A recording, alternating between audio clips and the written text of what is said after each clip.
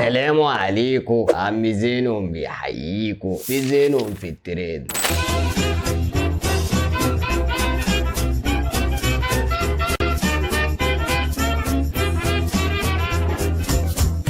طبعا لو انت جديد هنا وبتتفرج عليها لاول مره ما تنساش تعمل سبسكرايب للقناه وتعمل كمان لايك، ويلا بينا نبدا حلقتنا النهارده عن تاريخ في صناعه الكشري في مصر والوطن العربي، لاننا النهارده هنتكلم على ابو طارق اسطوره الكشري في مصر. بس مش هنتكلم عن الدقه والشطه والحمص وكيفيه صناعه الكشري، لا احنا هنتكلم على فرح ابن ابو طارق، لان الفتره اللي فاتت الفرح ده كان ترند وكانت مصر كلها بتتكلم عنه، وان ازاي الراجل البسيط ده بقى كده وازاي قدر يوصل لكل ده، وانه كمان ازاي يعمل فرح زي ده في ظل الظروف الاقتصاديه اللي بتمر بيها البلد، لان فرح زي ده يجوز يجي 10 شباب او اكتر. وانا هقول لكم ليه. اولا كل الاكل اللي كان في الفرح عم ابو طارق جايبه من فرنسا سخن، وشوف بقى اكل الفرح زي ده من فرنسا هيكلف كام، ده غير بقى فستان مراته لما سالنا عليه طلع مكلف 41,000 دولار. يا نهار اسود، ده انا افتكر اغلى طقم جبته كان ب 200 جنيه وكان من العتبه. المهم اللي لفت نظري كمان ان هم كانوا عمالين يرموا فلوس على المعازيم في الفرح. يا ولاد اللعيبه، طب ما حدش عزمني ليه؟ ده انا حتى عارف طريق الهيلتون اللي كان معمول في الفرح، وطبعا انتوا عارفين هيلتون زي دوه هيكلف كام. اما بقى اللي حضروا الفرح فحضروا كل صفوه المجتمع من نجوم وفنانين ورجال اعمال ونواب مجلس الشعب. لا وابو طارق قاعد بقى وسطهم بالجلابيه ولا ايه باشا زمانه الله يبارك له. وكان من ضمن الفنانين اوكا وبوسي وحماده هلال. بس اللي انا عايز اقوله انا مش ضد الفرحه، لان الفرحه حلوه بس مش بالبذخ ده كله، وبالذات في ايام الناس ما بقتش عارفه تجيب فيها اللحمه، وشباب قاعده من غير شغل في البيت، وزمن قل فيه الحلال لان هم صعبوه على الشباب. يا نهار اسود على اللي وصلنا له لما الكشري خلاه عمل كده. امال لو كان فطاطري كان عمل ايه؟ اقول لكم على حاجه كمان سديتوا نفسي. طب والله العظيم تاني ما انا مكمل الفيديو. سلام.